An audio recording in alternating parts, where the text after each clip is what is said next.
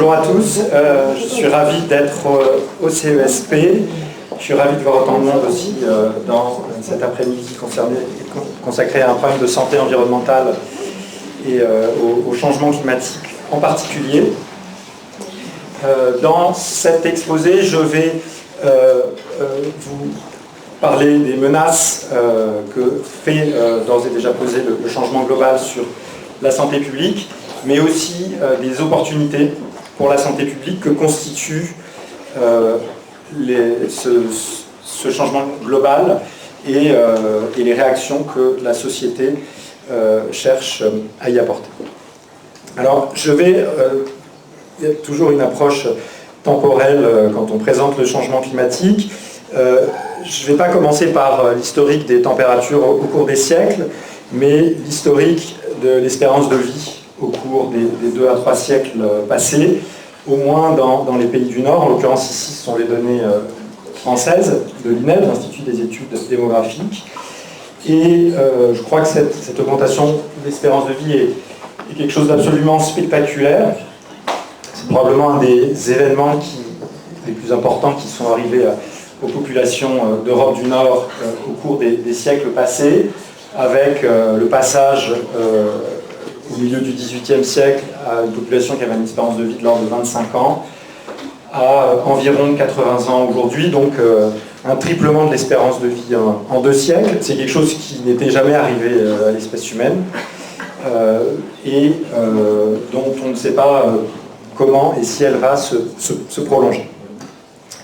Cette amélioration de l'espérance de vie, elle s'explique par ce qu'on appelle la transition épidémiologique, qui consiste essentiellement dans le contrôle des maladies infectieuses, dont on a réussi à limiter la fréquence ou les effets, au moins dans de nombreux pays du Nord, grâce à la vaccination, grâce au progrès de l'hygiène, grâce aussi, mais seulement à partir du milieu du XXe siècle, à des traitements médicaux comme les antibiotiques. Et une grande partie des solutions à ce problème posé par les maladies infectieuses qui, en gros, avait un impact colossal sur notre santé depuis la révolution agricole il y a environ 12 000 ans, vient en fait de mesures de prévention et vient beaucoup de mesures d'ingénierie finalement, l'hygiène, les égouts, la purification de l'eau et le changement climatique, pour lequel beaucoup de solutions sont des solutions d'ingénierie, offre aussi l'opportunité d'améliorer la santé, et beaucoup des progrès pour la santé viennent, pas seulement des médecins, mais viennent des ingénieurs. Pendant cette transition épidémiologique, ce qui se passait et qui est tout à fait lié, c'est la révolution industrielle, que certains assimilent à l'Anthropocène, qui n'a pas de date très précise, mais en gros qui remonte au XVIIIe siècle. J'ai mis ici 1784, si je ne me trompe pas, c'est la date de l'invention de la machine à vapeur, celle de Watt. Et cette révolution industrielle, c'est essentiellement une révolution de l'énergie, c'est-à-dire le passage à une société ici comme au Japon. Alors le Japon, comme vous le savez, il a débuté plus tard sa révolution industrielle, donc 1830, c'était encore une situation pré-révolution industrielle, dans laquelle l'essentiel de l'énergie, comme vous voyez là, c'est de l'énergie animale, humaine, et de l'énergie hydraulique, donc des énergies renouvelables, finalement, à une société pour laquelle la majeure partie des sources d'énergie sont le charbon puis le pétrole. Et donc c'est bien une révolution des énergies fossiles, cette révolution industrielle, avec une multiplication par environ 11 de la consommation d'énergie au cours du XXe siècle, alors que la population s'est accrue, mais pas dans les mêmes proportions. Donc une augmentation considérable de la consommation d'énergie par habitant, ce qui a entraîné cette courbe que vous avez déjà vue cet après-midi, celle des émissions de dioxyde de carbone dans l'atmosphère et d'autres gaz à effet de serre. Donc comme ça a été très bien répété, indiqué par François-Marie Bréant tout à l'heure, ces émissions de dioxyde de carbone et d'autres gaz à effet de serre ont entraîné une modification de notre climat et je pense que il est clair que ce changement climatique est un des problèmes planétaires complexes, un des premiers que la science révèle. Alors, en fait, ce n'est pas la première fois que la science nous révèle des problèmes planétaires. Celui-ci est vraiment spécifique du fait de sa complexité. Par le passé, les scientifiques, au cours du XXe siècle, nous ont appris que la pollution atmosphérique avait des effets sanitaires majeurs. On a pris conscience et on a traité en partie le problème des polluants organiques persistants à partir des années 50, et ça c'était notamment le livre de Rachel Carson, Le printemps silencieux, et une réaction internationale qui s'est concrétisée au début de notre siècle par la signature de la Convention internationale de Stockholm sur ces polluants organiques persistants.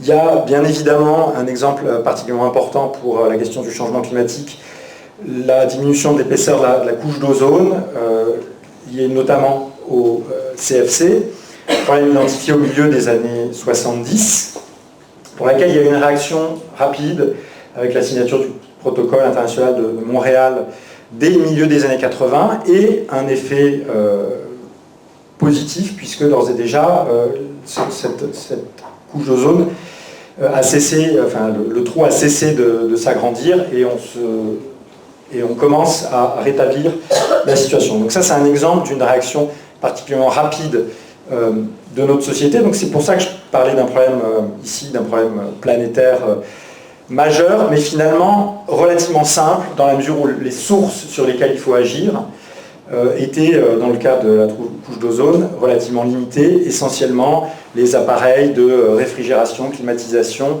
et autres qui contenaient ces CFC. Bien sûr, dans d'autres situations, on a beaucoup plus de sources.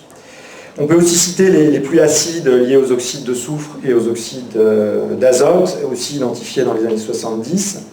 Et puis, identifié plus récemment, l'effondrement de la biodiversité, qui est, au même titre que le changement climatique, là pour le coup, quelque chose d'extrêmement complexe par ces sources, et qui risque de se révéler très complexe à traiter.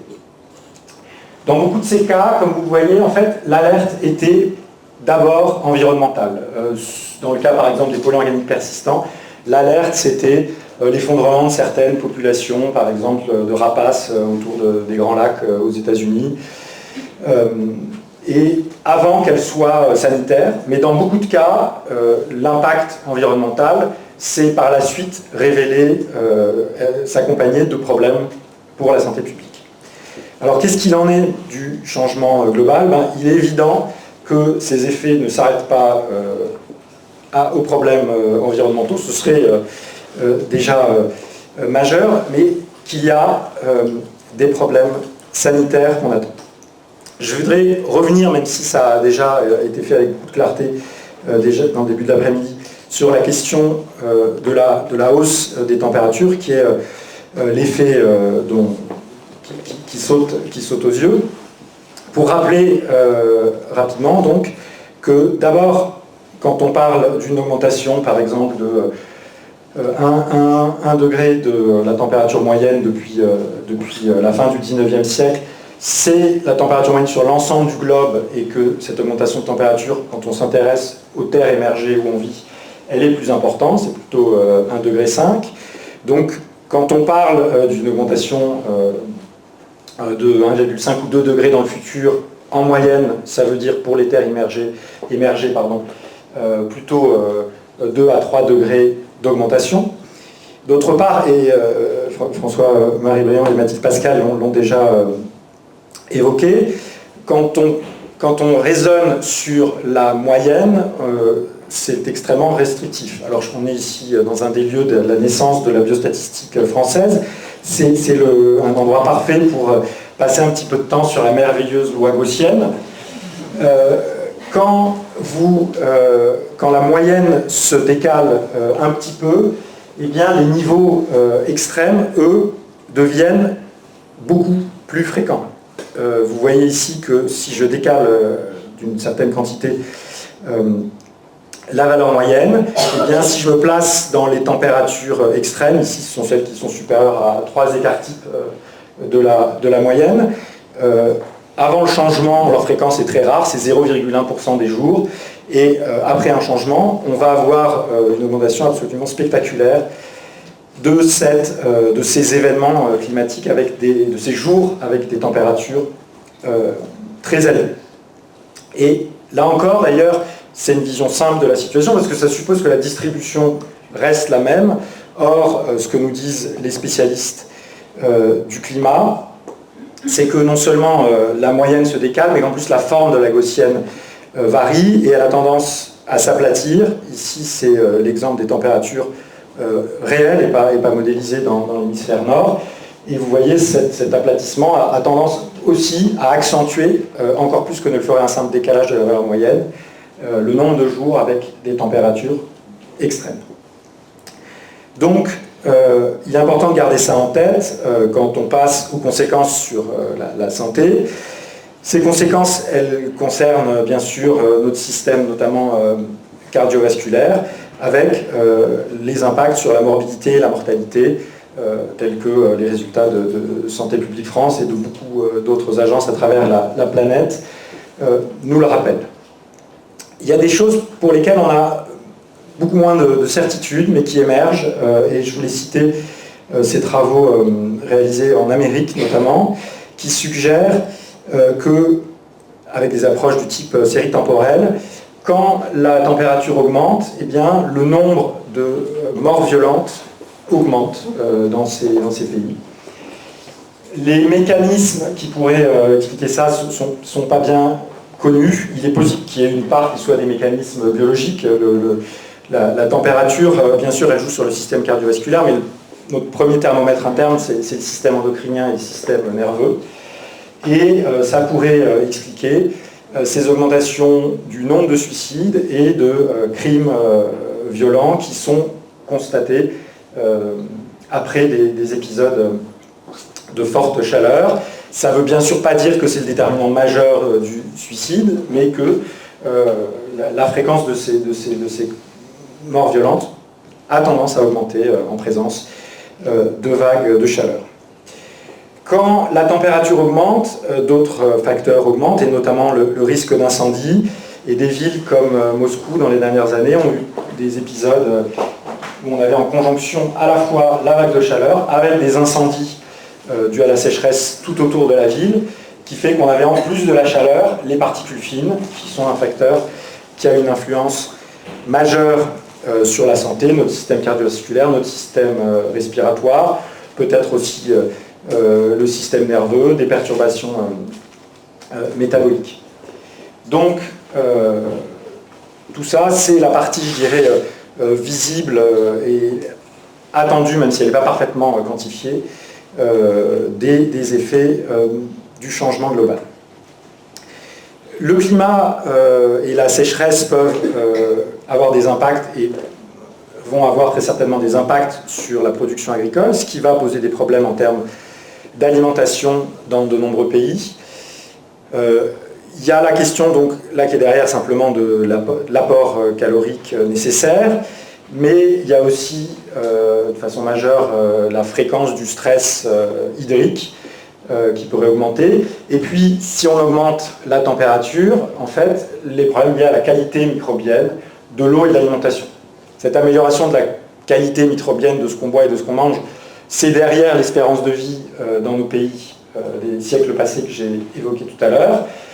Il y a le risque que les systèmes d'épuration, de nettoyage, d'assainissement des eaux soient un peu débordés dans un contexte de changement climatique et que, en tout cas, le risque de contamination et de présence d'agents microbiens dans notre alimentation et dans l'eau augmente. C'est possible ici et c'est plus que probable dans les pays du Sud où il n'y a pas du tout les systèmes d'assainissement de l'eau et de chaînes du froid dont on dispose ici. Tout ça nous amène aux impacts sur la biodiversité, puisque c'est des microbes qui vont, du fait de l'augmentation de la température, pouvoir se développer plus facilement. des espèces animales, et notamment les insectes, et qui sont des espèces à sang froid et qui donc normalement ne survivent pas en dessous d'une certaine température, peuvent voir leur aire de répartition se modifier. Et là, on entre sur des questions pour lesquelles il y a des difficultés de modélisation qui sont, je dirais, autres que celles qu'ont les modélisateurs du climat, mais qui sont réelles. Les premiers résultats, toutefois, sont en faveur d'une modification de la répartition de l'aire de vie de vecteurs d'un certain nombre de pathologies. Ici, ce sont des projections concernant l'aire de vie des vecteurs de la dengue. Et vous voyez que ces projections indiquent que les zones qui sont favorables à un développement de ces vecteurs, à la survie du moustique, sont susceptibles d'être modifiées et peut-être d'augmenter en surface. Pour la malaria, on n'est pas au stade où on projette un retour de la malaria qui existait dans le sud de la France et en Italie il n'y a pas si longtemps que ça, un peu plus d'un siècle. Ce n'est pas ce qui est prévu à l'heure actuelle, ce retour de la malaria dans nos contrées, mais il est clair que dans certaines zones, l'aire de répartition des vecteurs de la malaria va se modifier, et c'est la même chose aussi pour le vecteur d'autres pathologies graves comme Vibrio choléra, donc à l'origine du choléra. Vous voyez, ça c'est dans un des rapports du GIEC, une augmentation d'environ 20% de la surface côtière qui est adaptée à une survie et à une épidémie de choléra par rapport à 1950. La biodiversité, c'est pas seulement les insectes, c'est aussi la flore, et il est tout à fait clair que l'aire de répartition de certaines espèces, et notamment des espèces allergènes, va se modifier. Ça va se modifier dans tous les sens, donc on ne peut pas prédire globalement une augmentation des allergies, mais ici, dans le cadre de l'ambroisie, qui est un allergène assez puissant, la zone de développement possible de l'ambroisie devrait augmenter. Donc, là, voilà pour une partie des effets médiés par la biodiversité. J'ai surtout parlé de la biodiversité terrestre, mais comme vous le savez, les océans vont se modifier profondément du fait du changement climatique. C'est eux qui absorbent une partie du CO2, ce qui entraîne une certaine acidification, une modification de la biodiversité des océans et des courants aussi océaniques. Et tout cela pourrait contribuer à certains épisodes tels que ceux du développement des algues nocives. Alors ces algues nocives dont on constate des échouages sur les côtes, notamment françaises, en Bretagne et aux Antilles, elles sont, comme tous les événements que j'ai évoqués jusque-là, complètement multifactorielles dans leurs origines. C'est clair que la modification de l'activité agricole, et notamment l'usage d'engrais contenant du phosphore, des azotes, contribue de manière importante à ces évolutions. Mais le changement climatique est suspecté de contribuer. Et certaines de ces algues, quand elles sont sur les côtes et qu'elles sèchent, peuvent entraîner des libérations de certains gaz toxiques, comme le sulfure d'hydrogène. Ici, sur la photo, c'est bien un sanglier qui est mort du fait d'une intoxication par le sulfure d'hydrogène.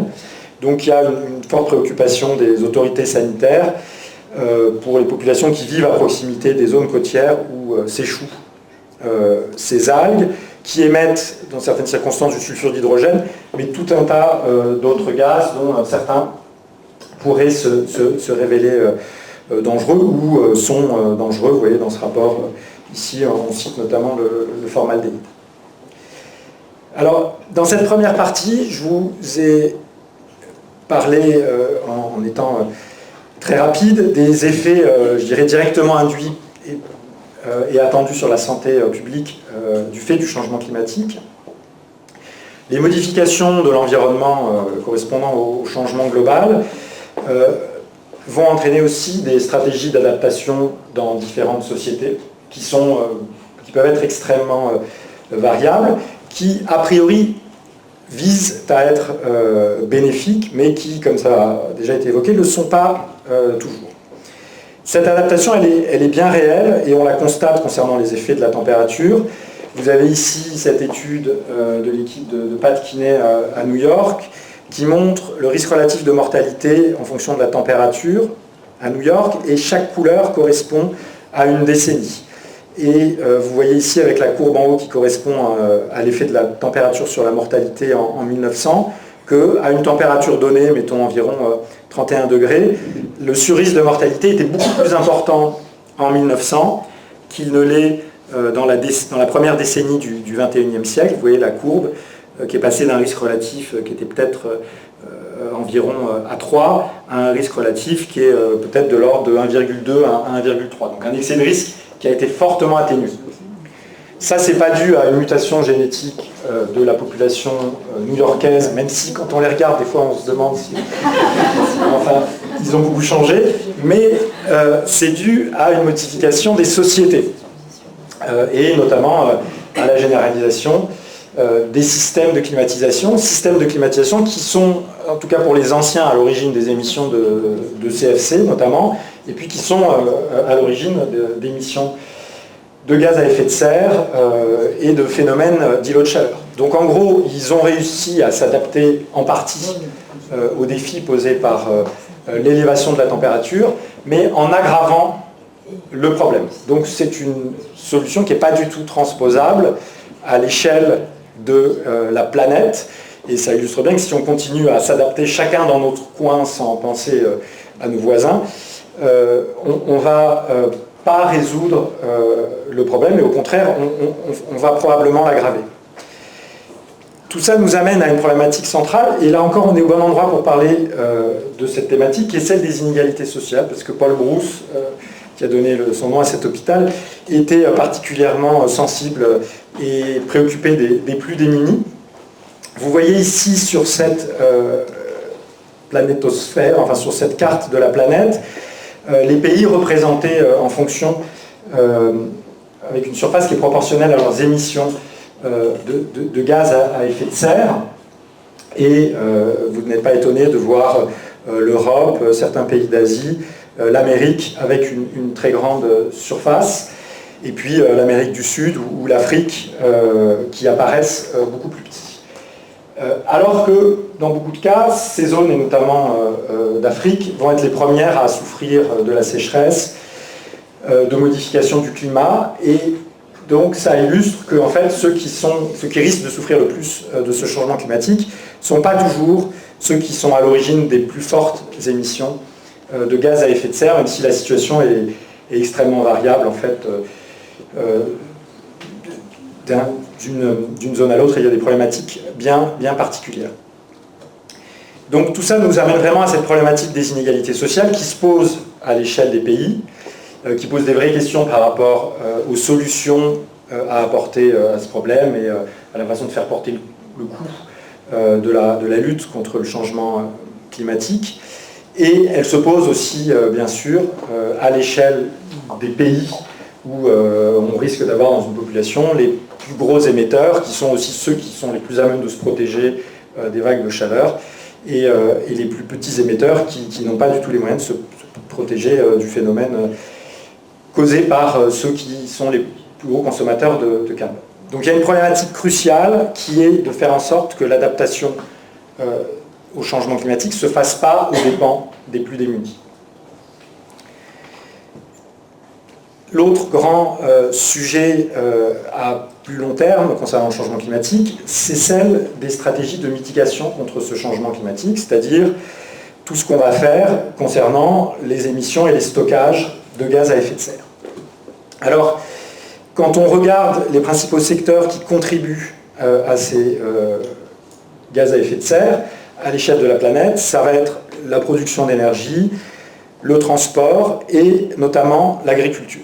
Et je pense que c'est extrêmement éclairant de mettre en parallèle ce camembert avec ce qu'on sait des causes de décès. Alors plus précisément des causes de décès. Ici sont les résultats des études du fardeau global de maladies, le Global Burden of Disease, qui sont des études réalisées notamment par l'Université de Seattle, où ils nous mettent, et ça c'est pour 2010, les premiers facteurs de risque pour la santé hiérarchisés. Donc c'est les causes des causes de décès. Les couleurs indiquent les pathologies sous-jacentes, mais chaque ligne correspond à un facteur que les collègues qui travaillent sur ce sujet considèrent comme contrôlable. Vous n'êtes pas étonné de voir en première position et en troisième position, respectivement, le tabac et l'alcool. Mais on a dans cette liste, donc qui est exprimée en DALY, c'est-à-dire les années de vie perdues ajustées sur le handicap, on a beaucoup de facteurs tels que une pression artérielle élevée, le surpoids, une faible activité physique, facteurs qui sont tous donc liés en gros, dont l'activité physique est un facteur de risque. Vous avez aussi d'autres facteurs qui sont liés à l'alimentation, un régime alimentaire pauvre en fruits ou en noix ou en graines, ou inversement riche en viande rouge, certaines déficiences en acides gras polyinsaturés. Donc toute la question liée à tout un tas de facteurs de risque liés à notre alimentation. Et puis d'autres facteurs tels que les émissions de particules fines, à la fois dans l'air intérieur et puis dans l'air extérieur. 7 millions de décès par an, nous dit l'OMS, liés finalement à la production d'énergie, aux façons dont on se chauffe et dont on cuisine. Donc on voit que si on réussit à agir sur les principaux secteurs qui contribuent aux émissions de gaz à effet de serre, à savoir le transport, la mobilité, la manière dont on se déplace, l'alimentation et la production d'énergie, on a des leviers d'action sur les facteurs qui sont aussi les principaux déterminants indirects de notre santé publique. Donc il y a le potentiel soit de créer une situation qui serait encore plus catastrophique si on prend les mauvaises décisions, soit en luttant contre le changement climatique, d'améliorer de façon absolument spectaculaire notre santé publique, parce que ce sont les leviers, activité physique, particules fines, alimentation, contre lesquels beaucoup de politiques de prévention ont du mal à agir depuis des décennies. Et donc là, il y a un formidable levier, une formidable opportunité, qui est d'autant plus importante que, comme on le sait, les stratégies de lutte contre le changement climatique ne vont pas avoir d'effet à très court terme du point de vue du changement climatique, donc elles peuvent être pour certaines personnes dans la société qui vont un petit peu à court terme, il y en a beaucoup, on en fait tous partie à un moment ou à un autre de notre journée, c'est un petit peu démotivant. Or, du point de vue de la santé publique, beaucoup de stratégies de lutte contre le changement climatique, même si elles ne vont pas avoir d'effet immédiat sur le changement climatique, à court terme peuvent se révéler extrêmement bénéfiques pour la santé publique. La demi-vie des particules fines dans l'atmosphère, ce n'est pas des décennies comme le CO2, c'est quelques jours. Donc à partir du moment où vous réussissez à baisser les émissions de particules fines, vous allez avoir un impact sur, par exemple, l'exacerbation des crises d'asthme, qui va être, j'ai envie de dire, à très court terme, sinon immédiat. Et donc il y a des opportunités fantastiques qu'on peut quantifier dans certaines études du type études d'impact sanitaire qui comparent certains scénarios de lutte contre les émissions de gaz à effet de serre et contre le changement climatique. Ici, par exemple, cette étude, à l'échelle de l'Angleterre, elle a comparé différentes stratégies et évalué différents scénarios à plus bas carbone, en se centrant sur les émissions liées au trafic routier. Et ici, les valeurs qui sont indiquées correspondent aux gains sanitaires en années de vie en bonne santé ajustée sur le handicap, qui sont gagnés dans un premier scénario où on va limiter le nombre de véhicules qui roulent aux énergies fossiles dans une certaine quantité. Et si on va vers des scénarios où il y a de moins en moins de véhicules roulant aux énergies fossiles, et qu'en plus on va vers une situation où les gens, au lieu d'aller dans un véhicule qui roule avec des énergies fossiles, ils se mettent à marcher plus, à faire du vélo et à utiliser des mobilités actives, eh bien le gain sanitaire est absolument majeur. Et la couleur ici indique le facteur sous-jacent à ce gain sanitaire. En fait, le gain qui s'explique par l'amélioration de la qualité de l'air, la diminution des émissions de particules fines, il est réel, mais c'est la partie que vous voyez ici, où vous avez peut-être du mal à discerner en jaune. elle est extrêmement faible par rapport aux gains sanitaires qu'on attend du fait, d'une part, dans une certaine mesure, de la diminution de l'accidentologie routière et surtout du fait du gain dû à l'accroissement de l'activité physique, qui est un facteur de risque majeur du point de vue de la mortalité cardiovasculaire, qui est en gros la cause d'environ un décès sur 3. Donc, comme vous le voyez, on est, avec le changement climatique, face à une perturbation majeure de notre environnement qui a d'ores et déjà des conséquences sur la santé publique. On est très loin de tout savoir parce qu'en gros, il faut propager dans des scénarios sociétaux et sanitaires les incertitudes que les modèles de climat nous indiquent, avec des mécanismes qui sont extrêmement complexes. Toutefois, ce n'est pas du tout des incertitudes qui pourraient justifier l'inaction et il n'y a absolument aucun doute sur la réalité de l'impact sanitaire de ce changement climatique, même s'il y a des incertitudes sur l'ampleur et les mécanismes sous-jacents détaillés. Donc c'est bien une question de prévention et pas du tout simplement une question de précaution. Il y a des enjeux colossaux concernant les inégalités sociales de santé, en plus de l'impact sanitaire global. Il faut notamment faire attention à ce que l'adaptation à certains de ces dangers ne s'accompagne pas d'une augmentation de ces inégalités sociales et de ces inégalités de santé. Il est aussi crucial de faire en sorte que la lutte contre le changement climatique entraîne des co-bénéfices sanitaires, et ils sont absolument colossaux parce que, comme je l'ai évoqué, on va pouvoir les facteurs et les secteurs sur lesquels on va jouer pour lutter contre le changement climatique sont liés à l'alimentation, à l'énergie, à la mobilité et à l'activité physique, et sont donc tous impliqués dans notre santé publique. Donc, pour toutes ces raisons, il est absolument crucial que la question de la santé ne soit pas laissée de côté dans cette question du changement climatique, qui est réellement un problème global au niveau sociétal, scientifique, sanitaire, et aussi pour la démocratique, parce que bien sûr, on va se poser la question du choix des différentes options et des différentes trajectoires que nos sociétés souhaitent adopter pour le futur. Donc voilà, je conclurai en reprenant une citation d'un des articles récemment publiés par le Lancet sur cette question.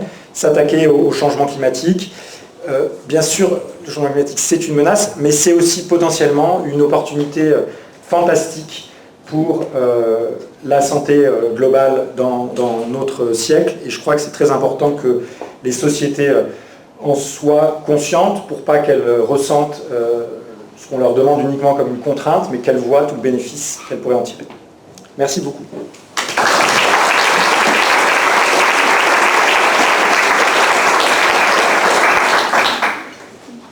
Il y a des questions? Il n'y a pas de questions? Alors, ce n'est pas du tout mon domaine de compétence. Est-ce que vous pouvez développer pourquoi, dans les pics de température, il y a une augmentation des particules fines en dehors des problèmes d'incendie?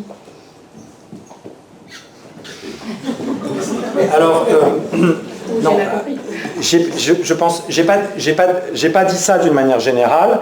Les pics de chaleur, en général, c'est l'été. Ça ne correspond pas à la saison où on a des pics de particules fines qui sont plutôt en hiver. On a en revanche, dans nos pays, souvent en même temps que les pics de chaleur, de la pollution par l'ozone, parce que là, c'est une pollution pour laquelle le soleil joue le rôle de catalyseur. En revanche, ce que j'ai évoqué, c'est l'exemple de Moscou, et la situation est la même, notamment en Californie, où en période de pic de chaleur et de sécheresse, il y a des incendies autour des villes, et donc là, pour le coup, l'incendie, avec la combustion des forêts, va entraîner, en plus de tout ce que je viens d'évoquer, une élévation locale des particules fines. Donc l'exacerbation des crises d'asthme qu'on voit l'été sur les pics de chaleur, c'est lié à l'ozone? Oui, c'est l'ozone qui est un irritant pulmonaire. Il y a pu avoir des pics de chaleur avec en plus des pics de particules fines, mais à ma connaissance, ce n'est pas le pic typique. les particules fines, c'est assez rare d'avoir des pics de particules fines pendant les vagues de chaleur, mais c'est pas, ça arrive. Et après, il y a vraiment quelque chose qu'on a, donc il y a l'ozone, mais il y a aussi ce sujet qui commence à ressortir pas mal dans les études. Alors pour l'asthme, je ne sais pas, que vraiment le risque relatif des particules fines en particulier est beaucoup plus élevé quand la température est élevée. Donc il y a aussi un effet qui se passe au niveau physiologique, une synergie qu'on ne comprend pas totalement mais qui joue aussi. Et la chaleur peut aussi être une cause d'exacerbation de l'asthme aussi. On va parler de...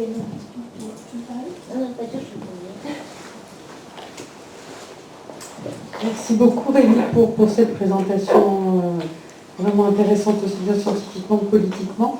C'est encore une question sur les pics de chaleur. Est-ce que tu peux développer un peu pourquoi les pics de chaleur, si j'ai bien compris, sont associés à une augmentation de la mortalité violente? C'est ça que tu as dit. Et tu as avancé une hypothèse liée à une modification je sais pas de quel système cardiovasculaire ou autre. Est-ce qu'on peut pas, est-ce qu'il y a des études là-dessus? Est-ce que c'est pas aussi à ramener à des modifications importantes du contexte des conditions de vie et voilà. Qu'est-ce qu'on fait sur le sujet? Franchement, c'est un sujet qui émerge. Les premières études ont 2-3 ans. Ça a été fait, à ma connaissance, essentiellement dans les pays d'Amérique. Donc je ne pense pas que... je pense à des études à Mexico et aux États-Unis, donc je ne suis pas sûr qu'on ait de données en Europe et en France là-dessus. C'est une méthodologie des séries temporelles qui est en fait assez robuste à un certain nombre de biais. Donc c'est un lien statistique qui a des chances d'être causal au sens où s'il n'y avait pas la vague de chaleur, il se peut qu'il y ait moins de suicides. Maintenant, ça ne nous informe absolument pas sur les mécanismes. Il y a plein d'hypothèses qui peuvent être complètement... qui peuvent être du type, peut-être qu'en période de chaleur, il y a des rassemblements de personnes qui sont un petit peu... qui sont différents. Donc pour les effets sur la criminalité, ça pourrait éventuellement expliquer ça. Pour ce qui est des effets sur le suicide, mais il se peut aussi que ça marche comme explication pour le crime, ce que j'ai évoqué, c'est que le système nerveux central est complètement sensible à la chaleur et notre système endocrinien, ils le sont. Donc après, ils sont faits pour... c'est notre thermomètre à nous. Le système endocrinien, c'est lui qui régule notre température interne. Donc maintenant, à partir de là, ça ne dit pas pourquoi il y aurait des vagues de suicide. Ce qu'il y a de sûr, c'est que je crois que l'effet entre chaleur et humeur, il est démontré. C'est-à-dire qu'on a plus de chances d'être de mauvaise humeur en période de canicule, quand on n'arrive pas à réguler sa température, qui en gros nous épuise, une température élevée pendant de nombreuses heures. Ça a le même effet qu'en fait un manque de sommeil. Donc ça pourrait être le début du mécanisme causal qui va vers quelqu'un qui est peut-être pas déjà dans une très bonne santé psychique, pour qui le risque de passage à un acte suicidaire augmente.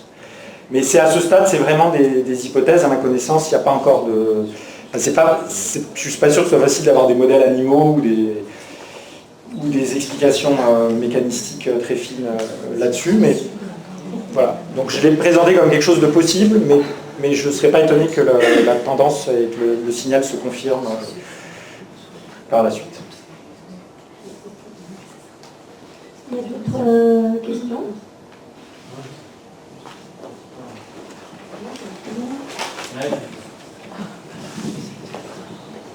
Merci. Mais c'est la personne qui pourrait répondre à cette question d'ailleurs. Il est là. Non, bon, on n'a pas en tout cas une grosse saisonnalité en été sur le suicide, c'est relativement léger quoi. Oui, mais ça se verrait pas, c'est pas comme ça. Une série temporelle, il faudrait faire la vraie analyse. Voilà, ça c'est vrai qu'on n'a pas fait ces analyses.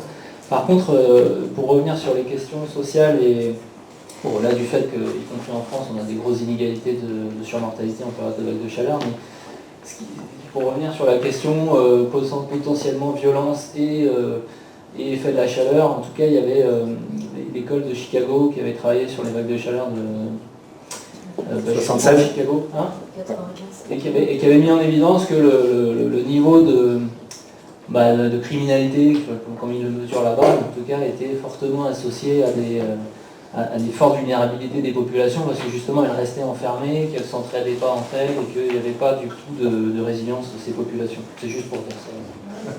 Il faut qu'on dissimule à l'organisation sociale aussi. Ah non, mais c'est complètement multifactoriel dans un certain contexte, mais c'est dans le contexte actuel ou dans des pays avec des systèmes de santé tels que ceux des États-Unis, ça suffit apparemment pour augmenter un petit peu ces phénomènes.